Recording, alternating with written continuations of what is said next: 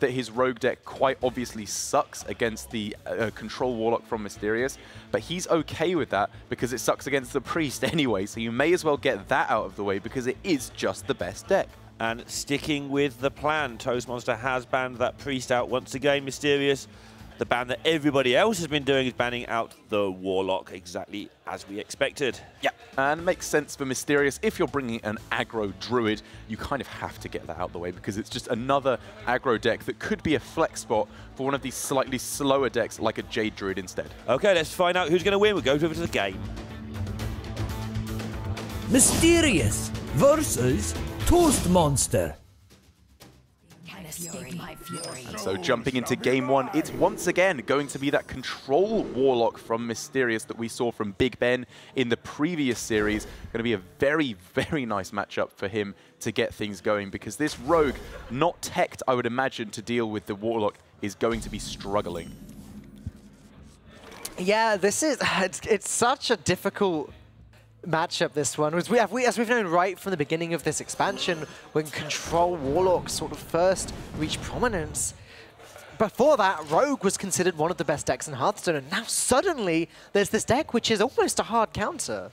Yeah, that's why Rogue is struggling, obviously, because it's one of the most polarized decks at the moment, which is actually kind of a strange position for it to be in. It's just a fairly run-of-the-mill tempo-aggressive deck because it really suffers against the Warlock, suffers against the Kazakus Priest quite a lot as well, but it has a very nice job against all of the other tempo aggro decks as just the premier early board control deck. Always seems to come out ahead in the first few turns. There's the second Librarian there. So if Mysterious wants to, he can just slam everything onto the board, take 2 more damage, heal up a little bit with the Mistress of Mixtures, and that seems good to me. Just start ripping through that deck. Yeah, he kind of wants to put himself in a position where Hellfire won't be destroying too many of his own things.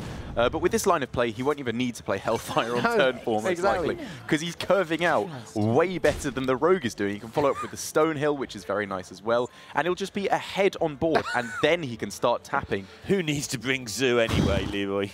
We've got 1, 1, 2, 3 going on here. Yeah. Man. Why that you don't, when you just don't need to control the deck, the game with spells because your board presence is better. That says a lot. And Toast, how? Okay. The real question we should be asking is how does Toast get himself back into this game?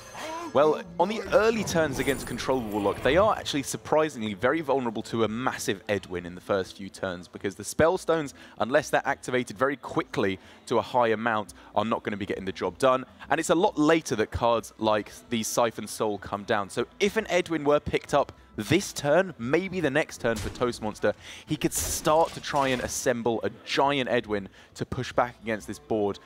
And there is that exact card, so he's got himself the chance of pushing forward enough minion stature. But even then, the Hellfire, the minion presence on board, it may just not even get there. Kari Fellhound is an interesting card to pick up from the Swashbuckler there. It feels horrible because as the Rogue, you don't want to be throwing out 2 of your potentially valuable cards. Do you think the upside, if it's great stats, makes it worth it? I doubt he'll be playing it for a good long while. No. That's just an extra bit of gas to follow up at the end, which is actually a pretty powerful card. I mean, considering how bad some of the Warlock cards can be, that's a very nice way to give you just a tiny bit extra push. As the second Void Lord is picked up for Mysterious, an absolutely disastrous draw at this point, because getting the lackeys rolling with Dark Pact is step A in your win condition. Yeah. Step A. Step A. I did think Step that was 2. hard. Step 2. Yeah. Step 2 is clearing the board. And he's got step 2, he's just missing step A. So he's now actually got to do it the old-fashioned hard way, which is just hang on in there by any means necessary until turn 9. And you know, that makes you wonder if Void Lord is actually the problem card in the deck, or if it's just the lackey that's actually the card we should be considering nuking out of sight. Well, obviously, some of these Warlocks have been running the weapon and others haven't. I guess that's fallen out of favor a little bit more recently, along with the cubes. Yeah, so in this particular tournament, Warlock is being brought to hard counter aggro. And block, the matchup is obviously favored against all the aggressive decks, but it's not that absurd. Whereas this deck, with all the removal with Defiles and Hellfires, even Stonehill Defenders thrown in there. There's so much taunt, so much removal. The Rogue is just going to have such a hard time getting through at all. And then the question is, Mysterious, how do you want to lock the game out? Would you like to play N'Zoth? Would you like to play Gul'dan? Take your pick. Yes. Well, obviously he'll have his pick of the litter when he gets to turn 10, but for the moment, it's a little bit sketchier than that, because the only way he can fill out his mana on these turns is with very risky plays. The Dirty Rat, you do not want to be pulling out a Scale Bane. A Bone Mare's kind of rough at this point in the game, even though you're denying the Battle Cry. He has only got to get to turn 8, of course, not to turn 9. Right. He gets the Twisting Nether on 8, which should be enough, although obviously Leroy can just slap him in the face. Still 3 turns away, though. It's a long way away. Is that how Leroy attacks? Just a quick slap in the face? Yeah, it depends if he's got chicken or not, really. Ah, sure. Yeah, I'm pretty grouchy when I'm hungry, too. Exactly. Shadow Step pickup for Toastmonster is a pretty nice tempo swing in his favor. Obviously, with the ability to take the value trade from the Vilespine, bounce it back, and attack for 8 with the Edwin. This is what he needs to be doing if he's pulling ahead, because he needs damage right now that sticks. So let's see, that is 10 damage being pushed this turn, 16 health remaining for Mysterious. And Mysterious doesn't have a good turn 6. He's got the second Dirty Rat. That's about... He's got a Gold Shy Footman as well. Sorry, very important. Gold Shy Footman there. That's 2 taunts. But that Dirty Rat could pull out either Bone Mare or Lakari Fellhound. Both would be pretty horrible. It's true. Say what you will about Mysterious. He is ready for action. But he's going to be taking a little while to get through to those Twisting Nethers, because again, you couldn't construct much of a worse hand at this point, to be perfectly honest. I just wanted to check, Neil, did you understand that joke? No.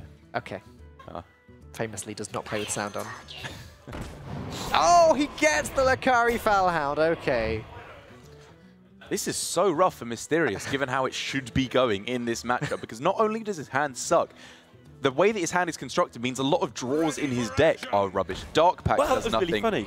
Lackey does nothing. Sorry, Carl. The ready for action joke comes Oh, you heard it. You heard the sound. Great. You have sound on, yeah. Good job. Sorry. Good job. Yeah. Good job. Well, it's backwards because the Warlock had the great start and the Rogue had the horrible start. And we were sat there saying, well, there's no way the Rogue's going to take control of the board because Mysterious is doing that with his minions. And now, somehow, this has happened. Yeah, and the underrated tap last, the thinking man's play. I'm obviously being sarcastic. The thinking man's play. Yeah. As that is lethal, already available to Toastmonster. He takes a patches-drawn Rogue game and beats the Control Warlock. Like you do. This is unbelievable. That is absolutely incredible. That's not what the Warlock is supposed to do. It's not what either of the decks are supposed to do. And then, well, the Rogue is supposed to kill you quickly, but it's not supposed to kill you quickly against a deck that plays 3 9s on turn 5. Yeah, it's not supposed to not play anything for the first 3 turns either. I don't know what I just watched. I kind of want to pretend that game didn't happen. Can we start again? Oh no, that was like the perfect draw on time of Edwin Van Cleef. That was pretty much the only out, I would say, for Toastmonster at that point, because he needed a big minion that pushed a lot of pressure. The Shadow Step was perfect, the Leroy was perfect, but for Mysterious it went the exact other way. He could... Maybe you could argue that on his early turns he should have been developing a few less minions, tapping a bit more to help him find those more important cards like Lackey and Defile. And if he didn't develop as many minions, all of a sudden his Hellfire does become more impactful. But as we said, the fact that he was ahead on board until turn 4, I think says a lot about his play that it was probably correct against a Rogue. Yeah, we talk about 1-0s not always being as much as a 1-0. This is almost more than a 1-0, right, because now that Warlock is really exposed in this lineup. And now this is going to be a tough matchup again for Mysterious. Well, actually, that was going to be a good matchup. This is now an unfavorable That was matchup. definitely supposed... I thought that was a free win for Toast. Sorry, for Mysterious, quite honestly. It's a great matchup for him. And as we see here, double Galactic Crawler to get things going for Toastmonster, who is obviously 1-0 up, and we will get that corrected as soon as possible. But for Mysterious, the only tempo swings he has available to start wrestling back the early game would be Coin Captain. Now obviously Coin SI7 Agent as well, but the Galacas will just be making such quick work of that. Oh man, it's just disgusting, isn't it? Yeah, Mysterious can coin out the SI7 Agent this turn. He doesn't have to play the South Sea Captain, and nor will he want to play the South Sea Captain. Patches doesn't really do all that much here, but when that Captain does come down, which should be on turn 3, it's not going to be a happy time for him. As a consolation prize for Mysterious, though, the Corridor Creeper, it always feels so good to draw it the first turn that something's dying in a game, because you want your other stuff before then so you can start locking down the board. When trades actually start happening, you love a Creeper. Unfortunately, the thing that's dying is him. Yeah, that's true. That's the downside of this situation right now. That's a very good point. But at the same time, for Toastmonster here, it's not the most cut and dry play I've ever seen. Savage Roar is fairly underwhelming at the moment, eating his own patches. It's not a bad play, actually, but... It's a very interesting play because it actually baits out the captain. Yeah. You've seen one of the crawlers. Good point. So it might be a play he'll seriously consider for that point of view, although I don't like eating my own minions in general. Yeah, me neither. It tastes really bad. I think you want a nice wide board against a rogue, like a 2-3 and a 1-1 is probably better than a 3-4 when you have a taunt in the way to protect against the dagger, obviously. And Toastmonster is going with that line of play. And I think I can respect this because the double Galactic Crawler could be insanely good on the following turn, obviously, which it looks like it very much will be. But even if not, the Savage Roar becomes a lot better. And wow. Did that hurt? It's just wow. Hurts. Between Falcone eating his notes and Derek slapping himself in the head, that was a pretty painful turn up here in the desk, let alone on the floor down there.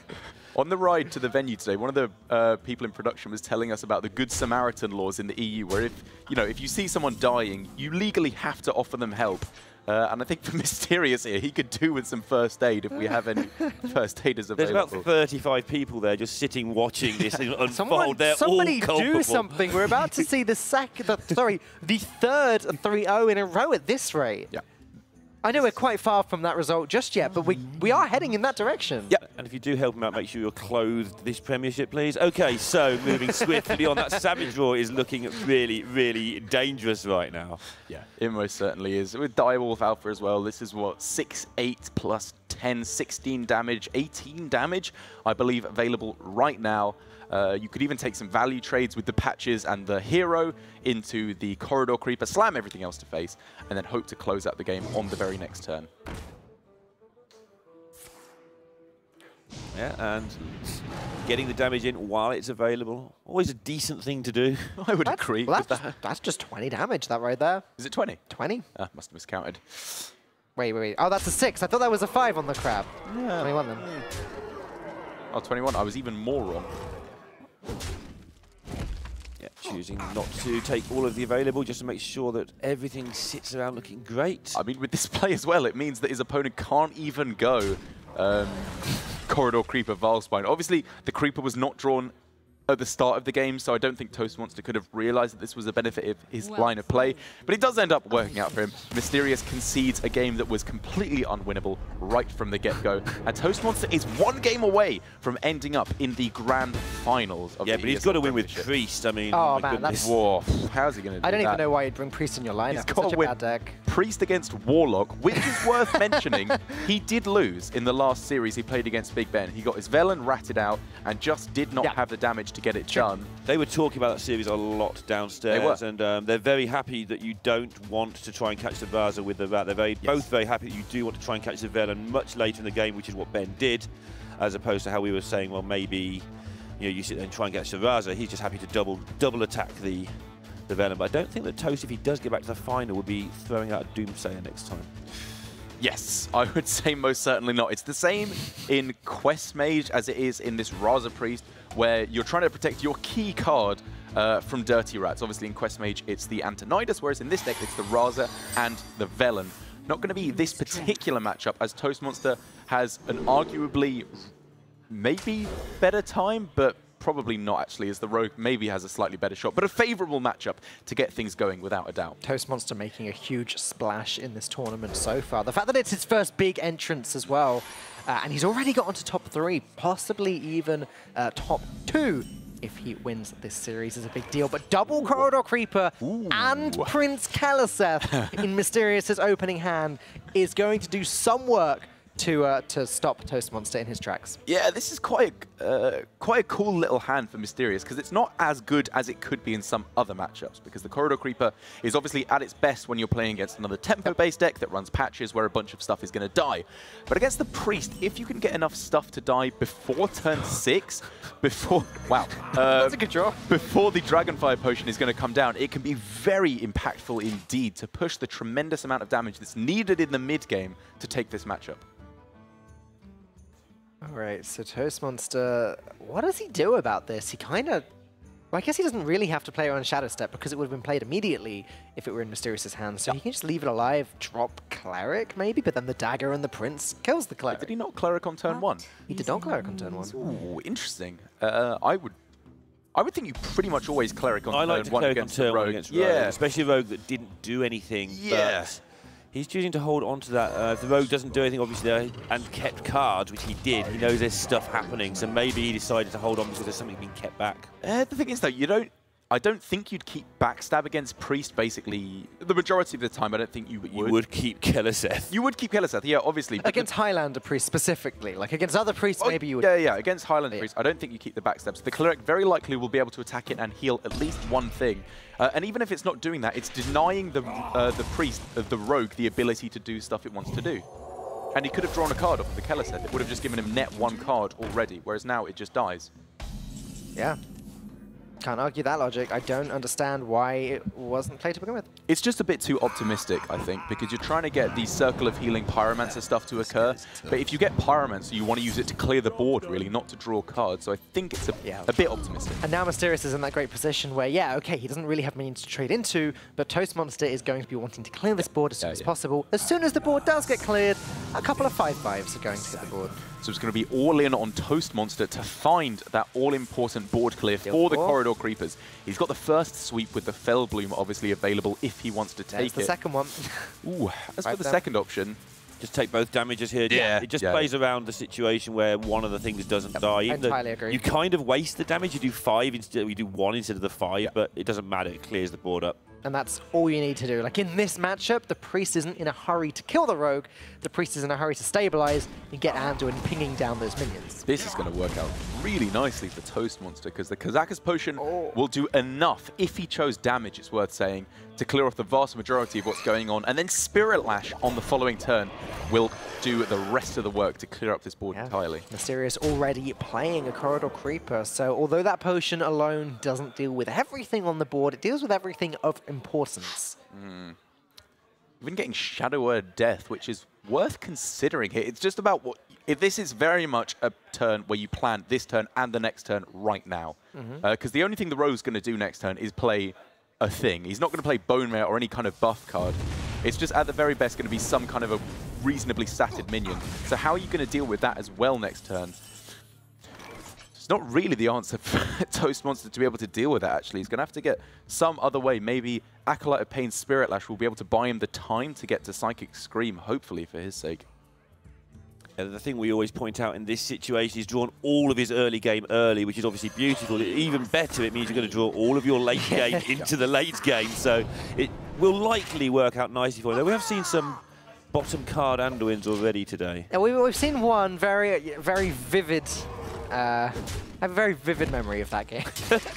And so does Show. Ooh. This turn's getting very interesting for Toastmonster because he's under a very respectable amount of pressure for the moment in this stage of the game. So he really wants to be clearing off what he can.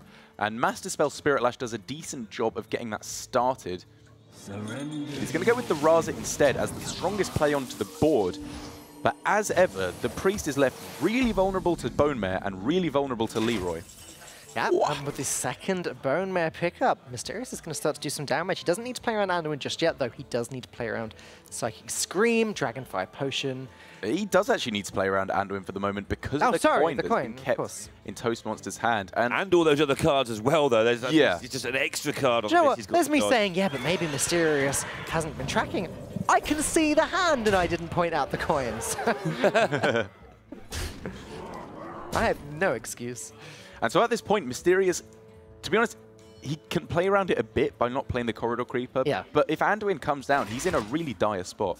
Yeah, there's no real reason to drop the Corridor Creeper here, is there? Like, he's got lethal on board anyway, even without it. So how does Toastmonster put a turn together here? Does Priest of the Feast coin Master Spell do enough? No, it doesn't do nearly enough, does it? It does a lot. It does a lot. It gets rid of the Bone Mare. Well, Raza can trade into the Bone Mare. It gets rid of the buff on the Acolyte of Agony. It gets rid of the buff on the Tar Creeper, and it means 1 and 2 and 3. There'd be 6, 7 damage left available to see on board. Okay, and Priest of the Feast will have just healed for 6. So, and plus Plus Raza the 2 as for well. nothing, yeah. Okay, all right. Let's see what he draws first. So I that's guess 3 health on the line if he's not going that route, I don't think. Okay, this works too. So he would have ended up at basically 13 health with the alternate line of play, minus the 7, down to about 6. Yeah, the reason we were attracted to the line of play we were talking about is because we can see what's going to happen. Yeah. He could not see this. He's already played round 1, and it's 2 games to 1. Mysterious takes his first game of the series. Finally, we don't have a 3-0. Finally. We don't indeed, but I think Toastmonster could potentially have taken our line of play to play around it a bit more heavily, because it clears up a good amount of the board, and it's just safer against Leroy and Bone. It just mathed out better, didn't it? Yeah. I do feel, though, with his line, next turn, he gets if there is a next turn, which there wasn't, he can go Priest of the Feast and then do all that other good stuff with Spirit Lash and gain a whole chunk of life in one go, and then that's the play to win in his eyes. He gains a lot of health next turn if there is a next turn. That's a very good point, but yeah, actually, due to the fact that the Priest of the Feast would die off, maybe it wasn't quite good enough in the long term. True. Because obviously, no matter what happens, if there's a Bone Mare, he's in a dire position. So I can respect his line of reasoning. Either way, we are still in the position where Toastmonster needs to win 1 game of Hearthstone with Priest versus Mysterious, who has to win with Druid and Warlock. Yeah, and this is kind of the worst version of both of these decks to be beating the Priest. Because obviously an Armor Jade Druid has a pretty good matchup against Priest, I would say, where they can apply a good amount of pressure with the Jades if they draw that way, or just armor way out of range if it goes that way. As long as the Priest isn't Hunter Race. Oh yes, well, yeah, then you got no chance. You could have a billion armor and you'd still probably end up dying. Yeah, I guess game number 4, is Toast going to pop into the final, or is he going to get burned? Let's find out. Ooh, very respectable. You can probably use the bell for that one now. Yeah. It's too late now. It's too late now. The toast's ready. Give us a ding. But for Toastmonster, this is a very nice little hand to get things going. The Doomsayer is a pretty unfashionable pick in Kazaka's Priest at the moment. But when you're expecting a super aggressive meta, I think it's a fine inclusion to put in. There's no real reason why I think it was shut out of the deck, other than you'd rather be doing other stuff, I guess, in the early turns. But against aggro, there's not really much else you'd rather do. He's staring down this Doomsayer that he didn't play against Ben on turn 1 in exactly the same situation, except that was with a coin play, wondering whether he should do this. So if he goes for it, he can set up to a Tar Creeper to follow up on the following turn, which is just so strong. When you have a follow-up that capitalizes on a clear board, I think you have to go for it. Oh. Wow. He's going to do this to preserve his board. Yeah, even a couple of minions. Okay, so we got it, but whether or not this is actually correct, I don't know. Is actually another question entirely. I think it's correct because he has a buff in hand, but I think it's going to end up not looking correct because of the follow-up that Toast has available to him. He's used Savage Roar to keep basically a 1-mana minion alive. To keep 2 minions that get buffed by Captain. Well, that's yeah, the big distinction. That is the distinction, you're right. And then the Druid of the Swarm comes down as well, or the Daimon. Druid of the Swarm makes more sense. Buff. Oh, by Captain, sorry. Yeah, of course. Yeah. I was blind. I was just looking at Mark of the Lotus. Yeah. But yeah, you're right. Captain's even better. Can you just use both next turn? Why use one when you can just wait until next turn and use both? No, I was actually looking at Captain not attacking to anything on this turn because it's weak to a silence effect or Shadow Word Pain, obviously, which is kind of scary. But it just leads to a much stronger follow-up on the following turn, and you develop a lot of stats on that play. Now, Toast knows something is wrong here. You've just used a Savage Roar with a bunch of small stuff in your hand to preserve 2 1-drops. He knows that there are buffs or something. Stuff. Yeah, exactly. He didn't do anything, and Toast will be deeply suspicious of this right now. I don't know if there's anything he can do about that fact, but... Well, it's stuff like saving back Master Spell in order to hit a wide board of buffs, which, to be honest, maybe might actually work against him, because hitting the living mana on Master Spell is obviously one of the strongest interactions you have against that, to deny the refilling of mana crystals after it's been played. So, I guess it has to pretty much just be Captain Mark of the Lotus here. It's just not pretty because the numbers don't quite do the right thing. Well, I think... 3 attack into the 4 health minion. Well, I think he's probably just not attacking on this turn. Yeah, you're just playing the buffs and then passing. Yeah, it's always worth considering when you're up against a Tile Creeper, just not attacking. In which case, is Cryptolord better and then play Mark of the Lotus on that? Well, This is what's taking Mysterious so long to work out. It's not an easy decision at all. I mean, this is more attack onto the board, but Cryptolord into Living Mana is so strong. Oh man, yeah. And he's attacking in even, wow. I think because of the buff that Captain affords you, this is a fine play. As we can see, Master Spell, as long as it's not used this turn, is pretty much going to shut Mysterious down, silencing all of those mana crystals and essentially making Mysterious start the game again. Yeah. But I'm not sure if he'll even get to it. I think Master Spell could just come down right here. Well, yeah, that's the problem for Toastmonster. He definitely needs to consider because it looks good. Turn. It looks good here. It does. You end up removing 3 attack from the board, and he doesn't go for it in the end. Well, now next turn, Toastmonster. Well, he doesn't know there's Living Mana, but okay. Well, now Mysterious is forcing Master Spell out essentially. So do you like this play, Falk, of holding back the Living Mana? It plays around a fair few things on this turn, but it's a lot less aggressive. Most of what it's playing around, again, is still going to be in the hand, so Mysterious is going to need to play around it forever. I prefer using the Living Mana. I think Master Spell is the only real punish. Really? Well, because Dragonfire Potion, it's like, okay, yeah, the board's removed, but then it's gone, and you can continue actually putting stuff down. Yeah, but then you only have 2 crit boards. You don't really have any amount of damage you can push forward. So you got that Living Mana to worry about, right? This has paid off. This has paid off for Mysterious. Yeah, this has paid off very nicely for Mysterious. I mean, there is still the Dragonfire Potion, so no matter what he does, he's not in a particularly good spot, I would say. No. Yeah. And there's also the ability for Potion of Madness just to remove a mana crystal from your opponent and ramp up yourself as Toastmonster. It's a bit cute. I was looking at that with the Master Spell. Like, you play the Potion of Madness, then Master Spell, you gain the mana crystal, your opponent doesn't. That's very cute. So Mysterious clearly indicating that in his eyes, Living Mana is a backup option. It's the refill after a board clear comes down, because he's against a Kazakus Breeze. There being a board clear is all but a given at this point in the game. It could be Dragonfire, Organized Circles, the Psychic Scream. There's so much stuff that can come down here to eviscerate what Mysterious is trying to do. This is just a full board clear with the Potion of Madness and the Dragonfire Potion. It's pretty crazy. He's going to try at all costs not to use that Dragonfire, though, because he knows there's 1 card left that's hanging about, and if it is Living Mana, that 12 or 14 a turn is going to kill you. And so he's going to try and do it the harder way here. Look at that. But at the same time, this could be Living Mana. It could be Savage Raw. There's... you don't really have much way of knowing, to be honest. Well, it's less likely to... Wow, okay. It's less likely to be a Savage Raw just because he's already seen 1. That's true. Statistically, it's slightly more likely to be Living Mana. That's a good point. And also, I guess maybe there would have been another opportunity to play the Savage Raw, but there definitely has not been another opportunity to play Living Mana. Now there's 2. Mysterious doesn't really have that much of a choice. At least it means after the first Living Mana comes down, the second one should be uncontested. Well, he needs to think about how much mana will be eaten up, actually, because if he goes for it on this turn, 4 will be summoned, which means he will have 4 mana crystals less on the following turn, which means he will only be down to 4 if none of them are killed off. So he wouldn't be able to play the second one, which is a little awkward, but I suppose he wouldn't want to if they were all on the board anyway. Psychic Scream would be devastating. That's the big thing, actually, yeah. He wants to make sure if he's screamed, he can play the following Living Mana, but it just hasn't worked out. Like, what is he meant to do? He can't really not play Living Mana on this turn. Yeah, and he's entitled to expect to pick something up to do for 4 mana next turn anyway, just to at least make the priest have to do something while you wait to play the next one.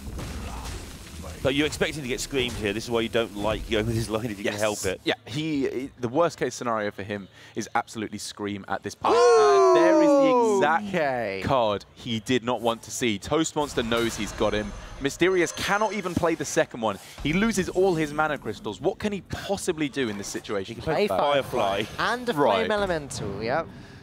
And the follow-up isn't even good. Living Mana doesn't come close to winning him the game because Toastmonster was so conservative with his Dragonfire potioning. He's played this very well. Yes. I like the way he's gone about this. It was... you know, his use of the Master Spell was such a key card in this match. Maybe he used it a little bit preemptively, but even then, he still saved it for a couple of turns. And the non-use of the Dragonfire Potion that's still there, and we're going to see the fruits of that non-use now as this just blows up his own Velen. Utterly blows up his own Velen. Are we even going to see that this turn? Is it necessary? Yeah, probably. The thing is now there's no more threats to worry about. Right, Your opponent has one and card as Druid who's played both his living manas. You think about it. I mean, you're always trying to be greedy as a priest, but most likely just do it. I was just thinking, is there any way he can save the Velen? But there's just no need. There's just no need. Velen doesn't do anything anymore. I'm not even going to bother healing first to get that extra 4 health. Just plop down the Acolyte. Yeah, this I think is definitely better. Yeah, here's a million cards. Yeah, he wants to make sure that if anything is played by his opponent, he can bump, heal, circle of healing, whatever, draw his enough cards to see him through to the rest of the game. Because unless I'm missing something, there's nothing in Aggro Druid that can bring this back. Bittertide Hydras, I think, have been phased out of the list pretty much. Maybe a Cobalt Scalebane could do it. Whoa. But he needs an answer for that immediately, and there is no such thing at the moment available. He's going to have a whole load of stuff going on here as well. Oh, look, Radiant Elemental right on cue. Lyra, did you call? Yeah. Yeah, I think this is just looking more and more like a clear up for Toastmonster. I mean, he can afford to burn all his combo at this point and just beat everybody down with Talon Priests and stuff. Yeah, I mean, if he can kill off the Captain, that's a nice bonus, which he now can, because then Mark of Yasharaj can't even get rid of the Lyra. And at this point, do you think Mysterious was playing a bit too much around the removal by keeping back his living mana for so long? I mean, if that Psychic Scream doesn't come off the top, he might well win that game. He was in a respectable So position. I think in that situation, it's difficult to know, but it feels like I think he actually, I personally think he played fine there. I did prefer him playing the living mana the turn earlier, I have to admit. Yes, the punish was in Toast's hand. The Mass Dispel would have shut him down. That's sort of being results-oriented. I feel like he could have pushed a little bit harder earlier, and that would have been one of his few conditions to win the game. But I feel like Mass Dispel isn't even the biggest punish. I think the other bigger punish of Dragonfire Potion was also available and would have just shut down any aggression. The Penguin was the straw that broke the camel's back. Mysterious, well played, gives it up, gives the handshake. And we're going to get a rematch between Toastmonster and Big Ben in the final. Ben took down the first one, but not so sure what will happen in that final, Darrett. Yeah, this could go very differently indeed, because Toastmonster got pretty unfortunate against Big Ben, losing the Razakus Priest against the Control Warlock.